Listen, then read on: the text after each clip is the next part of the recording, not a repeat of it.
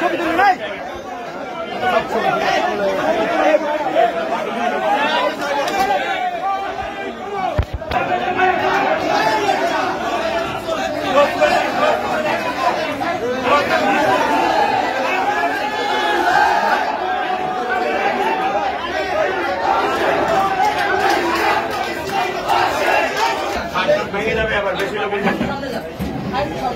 উপরে ফ্যান আছে কিন্তু ফ্যান আছে ফ্যান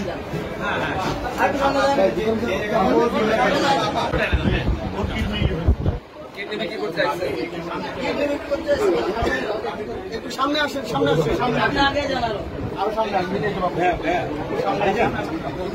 ভাই বাচ্চা না বাচ্চা ভাই আপনাকে পাচ্ছি না ভাই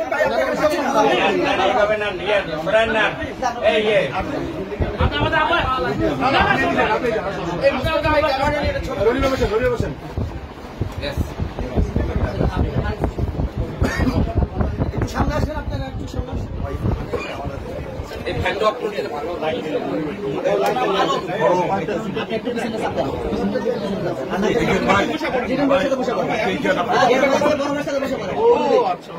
ওর নাম আলম এর বাচ্চার অসুস্থতার জন্য বিক্রি করতে চাইছে উনি দর্জির কাজ করেন বাড়ি সিরাজগঞ্জ এখানে থাকে সিরাজগঞ্জ বাড়ি জি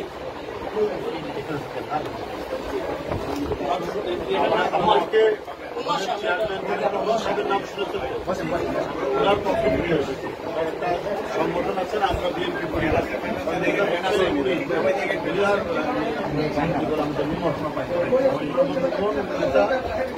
আমরা এসেছি আমরা এটার সাথে জড়িত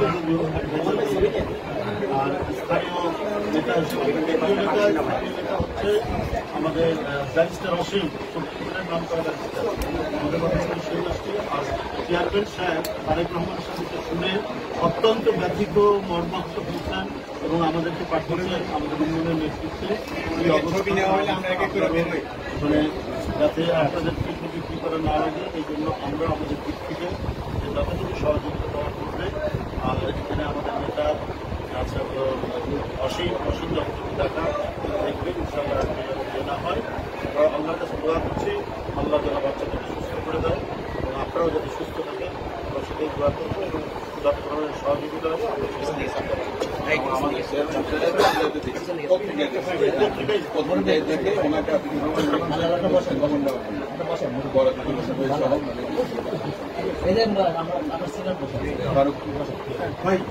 ভাই একটু জায়গা দেন আমাদের ছবিটা নেওয়ার জন্য জায়গা দেন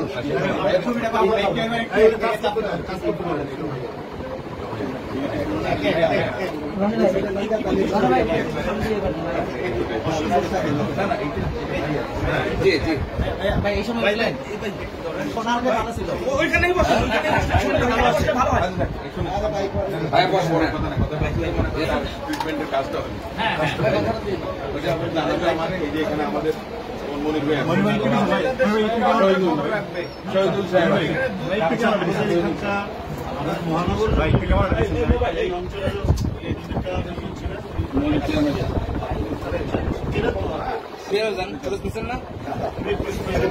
ভাই একটু বেরোন এখন বেরোন একটু বেরোন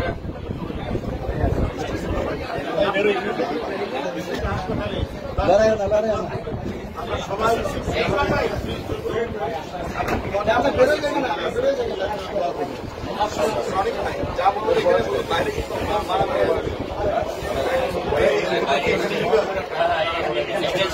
আপনারা জানেন আমরা বিএনপি পরিবার যে সংগঠনটি নিজ হাতে তৈরি করেছেন বিএনপির ভারপ্রাপ্ত চেয়ারম্যান জনাব তারেক রহমান আজকে সারা বাংলা পাহাড় পর্বত নদী নালা পার হয়ে দুস্থ মানুষ অসহায় মানুষের পাশে করার জন্য এই সংগঠনটি ছুটে যাচ্ছে।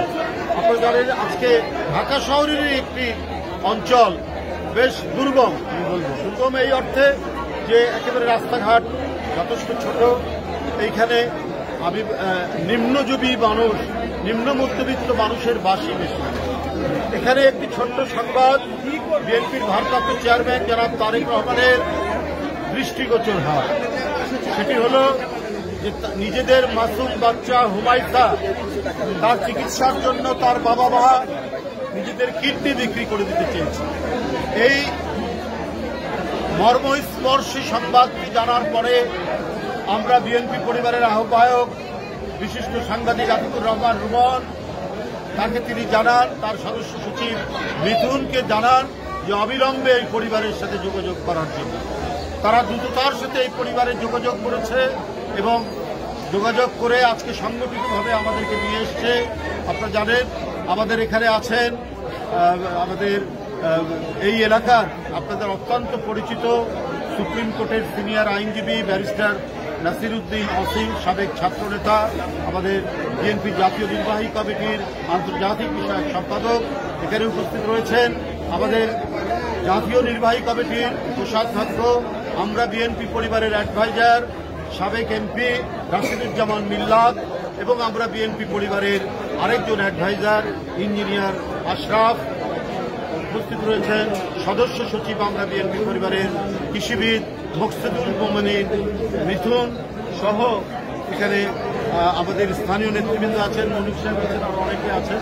আমাদের মূল বিষয়টি হচ্ছে চেয়ারম্যানের ভারপ্রাপ্ত চেয়ারম্যানের শুভেচ্ছা এবং সহযোগিতা নিয়ে পরিবারের পাশে দাঁড়ানো।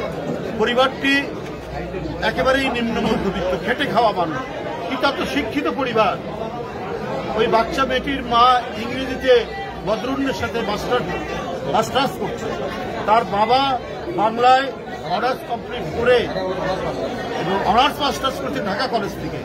তাছাড়া এখানে টেইলরিং এর কাজ করছে, জীবন যুদ্ধ করে টিকে আছে। তার পাশে দাঁড়ানোর জন্য আজকে আমাদের ভারপ্রাপ্ত চেয়ারম্যানের পক্ষ থেকে আমরা বিএনপি পরিবার আমরা এখানে এসে উপস্থিত হয়েছি। আমাদের এই পরিবারের পক্ষ থেকে ভারপ্রাপ্ত চেয়ারম্যানের পক্ষ থেকে তার নির্দেশনায় কিছুটা সহযোগিতা আমরা করে গেলাম এবং আমাদের স্থানীয় নেতৃবৃন্দ সহ প্রত্যেকেই কিছুটা একটু সহযোগিতা করেছেন এবং পরবর্তী পর্যায়ে তারা ওই শিশু বাচ্চাটির চিকিৎসার যাবতীয় বিষয় তারা তদারক করবেন এবং তার যাতে সর্বোচ্চ চিকিৎসা নিশ্চিত হয় সে বিষয়টি দেখবেন এবং আমরা বিএনপি পরিবার বাচ্চাটির চিকিৎসা নিশ্চিত না হওয়া পর্যন্ত তার খোঁজ খবর নেবে, তার সামগ্রিক বিষয়টি দেখাশোনা করবে। বন্ধুরা আমার, আমরা একটি জটিল পরিস্থিতি অতিক্রম করছি। আজকে প্রত্যেকেরই দৃষ্টি হওয়া উচিত ফ্যাসিস্টরা বিদায়ের পরে বাংলাদেশকে আমরা মানবিক বাংলাদেশ করব, এটা ছিল আমাদের অঙ্গীকার। বিনা চিকিৎসায় সে যাতে ক্ষতিগ্রস্ত না হয়, বিনা চিকিৎসায় সে যেটা না ঢুকে, সেটা হচ্ছে আমাদের দেখা সবচাইতে বড় দরকার ছিল। আজকে জুলাই সনদ নিয়ে একটি চূড়ান্ত পর্যায়ে এসে উপনীত হয়েছে। তারপরেও অনেক অমীমাংসিত বিষয়ের কথা বলা হচ্ছে, অনেক নোট অফ ডিসেন্টের কথা বলা হয়েছে, গণভোট নিয়ে অহেতুক বিতর্ক এবং জটিলতা তৈরি করা হচ্ছে। এগুলো কেন করা হচ্ছে, কেন এই জটিলতা তৈরি করা হচ্ছে এটা আমরা জানি না। যেখানে প্রত্যেকটি রাজনৈতিক দল জুলাই সনদ নিয়ে তারা যখন একটি ঐক্যমতে আসার প্রচেষ্টা চালাচ্ছে, তখন আবার এই ছোটখাটো বিষয়টা নিয়ে একটি বৃহত্তর বিষয় আগামী দিনের গণতন্ত্রের স্থায়িত্ব, আইনের শাসন, গণতান্ত্রিক শাসন পদ্ধতি, জনমত, সংবাদপত্রের স্বাধীনতা, বাক স্বাধীনতা নিশ্চিত করার জন্য যে জুলাই সনদের কথা বলা হয়েছে সেটি যাতে বাস্তবায়ন করা যায়, এটি নিয়ে অনেক আলাপ আলোচনা হয়েছে, এটি নিয়ে অনেক বিতর্ক হয়েছে। বিতর্ক থাকার পর আজকে একটি ঐক্যমতে পৌঁছানো গেছে। তো ঐক্যমতে যখন পৌঁছানো গেছে সবকিছু মিলিয়ে, তাহলে আজকে গণভোট নিয়ে এবং অন্যান্য ছোটখাটো বিষয় নিয়ে এবং অনেকগুলো নোট অফ ডিসেন্ট দিয়ে এই বিলম্ব করা, এটা জনগণ ভালো মতো নিচ্ছে না এবং জনগণ এইটা একটা জটিলতা তৈরি হবে। আমরা গণতন্ত্রের পথে দ্রুত হেঁটে যাওয়ার জন্য যদি অন্তরায় তৈরি হয়, তাহলে এটা ফ্যাসিস্টদের পুনরুত্থান হবে। বন্ধুরা আমার, আমি তাই বলি যে আগামীকাল শুক্রবার প্রত্যেকটি রাজনৈতিক দল যারা আন্দোলন সংগ্রামে ছিলেন প্রত্যেকেরই ঐক্যবদ্ধভাবে জুলাই সনদে স্বাক্ষর করবে। যদি না করেন তাহলে কালো মেঘ আমাদের মাথার উপর ঘোরাফেরা করছে। এই মেঘ যেন বিস্তৃত না হয়, কারণ তার আমরা অনেক বিষয় অনেক নমুনা দেখছি। একটি রাজনৈতিক দল ইসলাম নিয়ে রাজনীতি করেন, তিনি বলছেন উপদেষ্টাদের কল রেকর্ড করেছেন। ভাই, আপনি রাজনৈতিক দল, উপদেষ্টারা সরকার চালাচ্ছে, তার কল রেকর্ড আপনারা পেলেন কি করে? যদি এটা মিথ্যা হয় তাহলে ইসলামের নামে আপনারা মিথ্যা কথা বলছেন। আর যদি সত্য হয় তাহলে আপনারা উপদেষ্টাদের কল রেকর্ড তারা আপনাদের কাছে দিচ্ছে, তাহলে রাষ্ট্রের যে একটা সুসংবদ্ধ অবস্থা, একটা আর্টিকুলেশন যে অবস্থা, সেটি কি তাহলে নেই? তাহলে উপদেষ্টাদের কল রেকর্ড একটি রাজনৈতিক দলের নেতার কাছে কি করে সেটি পৌঁছালো, এইটা আজকে জনগণের বড় প্রশ্ন। তাই উপস্থিত সাংবাদিক ভাইরা, এগুলো নিয়ে মানুষের অনেক সংশয় তৈরি হচ্ছে, অনেক ধরনের জটিলতা তৈরি হচ্ছে।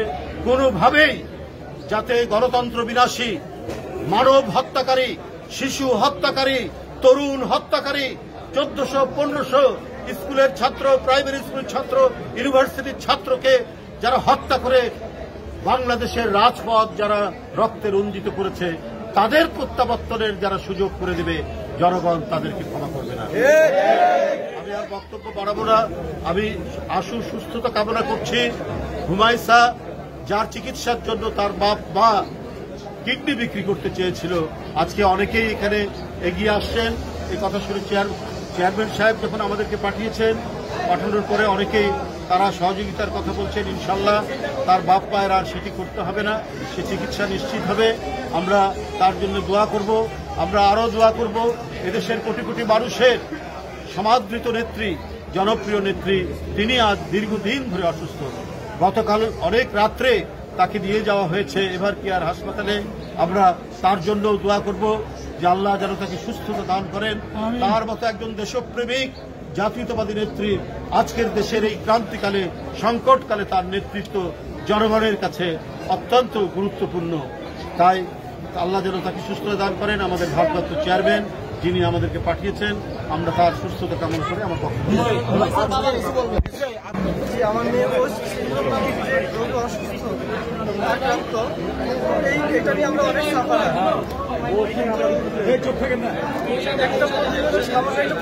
থেকে ভারপ্রাপ্ত চেয়ারম্যান জনাব তারেক রহমান যেভাবে আমার পরিবার পাশে আগে আসছে, তার জন্য আমি অশেষ কৃতজ্ঞ। আল্লাহ তাআলা যেন তাকে ভালো রাখে, তার পরিবারকে ভালো রাখে, এবং এরকম মানবিক কাজ যেন প্রতিনিয়ত আমরা বিএনপি পরিবার করতে পারে, তার জন্য দোয়া করি এবং মন থেকে খুব ভালোবাসা রাখবে তাদের জন্য। আমি